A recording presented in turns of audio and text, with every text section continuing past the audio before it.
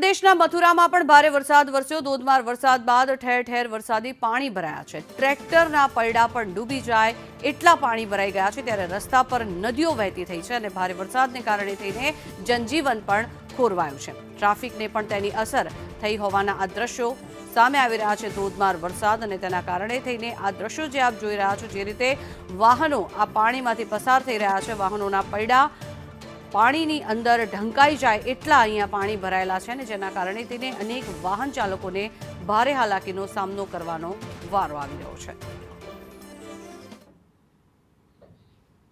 ઉત્તર પ્રદેશના મથુરાના આ દ્રશ્યો કે જ્યાં જે ટુ વ્હીલર ચાલકો છે તે લોકોને ભારે હાલાકી પડી રહી છે। કેટલાક લોકોના વાહનો બંધ થઈ રહ્યા છે, ત્યારે જે રાહદારીઓ છે તે લોકોને પણ ઘૂંટણસમા પાણીમાંથી પસાર થવા મજબૂર બન્યા છે। ત્યારે આ દ્રશ્યો મથુરાના જોઈ શકો છો।